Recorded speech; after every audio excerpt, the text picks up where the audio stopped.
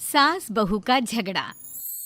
अनामिका की सास पुष्पा अपनी बहू को कुछ खास पसंद नहीं करती थी और इसीलिए दोनों सास बहू में आए दिन झगड़ा होता रहता था।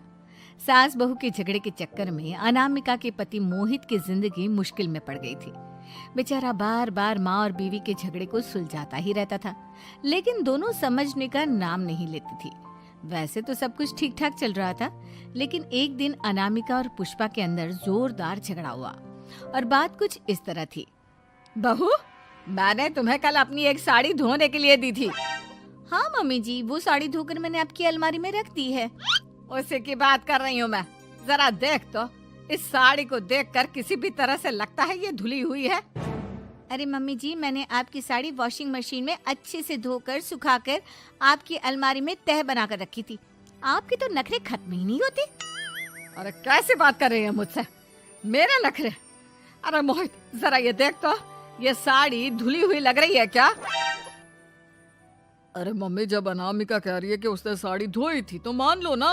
हर बात पर झगड़ा करना जरूरी है क्या?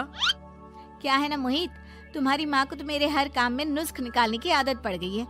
जब तक दो चार खरी खोटी सुना नहीं लेती ना, इनका दिन नहीं निकलता। अरे चुप कर, बहू होकर मुझे जवाब देती हो। एक तो गंदे कपड़े उठाकर अलमारी में रख दिए, ऊपर से कैंची की तरह कचर कचर बोली जा रही हो। अरे मम्मी जी, आपको समझ में नहीं आता क्या? मैंने साड़ी धो कर रखी थी।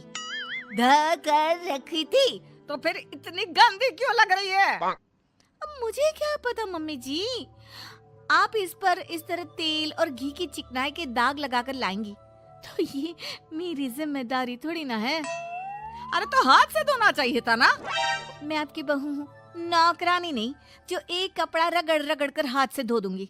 आपको पहननी है तो पहनिए, नहीं तो रख दीजिए। तुझे तो मैं अच्छी तरह बताऊंगी, मुझे जवाब देती है। एक दिन सुबह के वक्त, अरे अनामिका, मेरी व्हाइट शर्ट कहाँ है? आज ऑफिस में बहुत बड़ा प्रेजेंटेशन है और मुझे वो व्हाइट शर्ट पहन कर जाना है।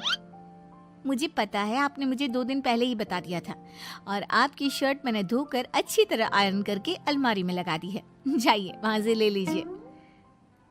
अनामिका, ये तुमने क्या किया? ये देखो, शर्ट पर लिपस्टिक का दाग लगा हुआ है और ये तो एक जगह से जल भी गई है। नहीं नहीं मोहित, ऐसा नहीं हो सकता। मैंने तो तुम्हारी शर्ट ठीक से इस्त्री करके अलमारी में लगाई थी। तो फिर ये जल कैसे गई अपने आप? अलमारी में लटके लटके थोड़ी ना जल जाएगी। पर मोहित, मुझे अच्छी तरह याद है। देखो, अपनी गलती को छुपाने की कोशिश मत करो। और अगर शर्ट जल भी गई थी तो तुम्हें पहले बताना चाहिए था ना। मैं नई शर्ट लेकर आ जाता। अब ऐन वक्त पर शर्ट कहाँ से लेकर आऊं? मेरा इतना इम्पोर्टेंट प्रेजेंटेशन था, सब खराब हो जाएगा। अरे बेटा, क्यों परेशान होता है? ये देख, मैंने तेरे लिए पहले से ही एक नई व्हाइट शर्ट ला कर रखी है।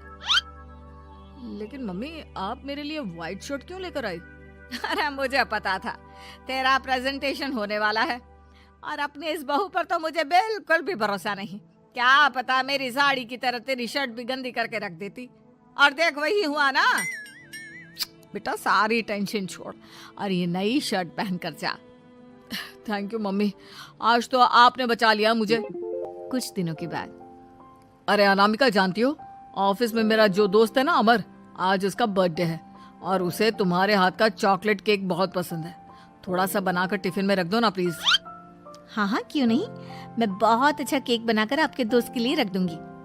तुम्हारे हाथ का खाना खाकर तो वैसे ही मेरे ऑफिस के सारे लोग इतनी तारीफ करते हैं, क्या बताऊं। प्लीज एक अच्छा सा केक और बना दो, मेरी तो ऑफिस में शान बढ़ जाएगी। अनामिका केक बनाने के लिए रख देती है। पुष्पा चुपचाप जाकर उस पे ढेर सारा नमक डाल देती है। देख अमर, तेरी भाभी ने तेरे लिए चॉकलेट केक बनाकर भेजा है, तुझे बहुत पसंद है ना? यार, तू बहुत किस्मत वाला है। भाभी इतना अच्छा खाना बनाती है और साथ में केक भी। वैसे भाभी को थैंक यू बोलना। थैंक यू बाद में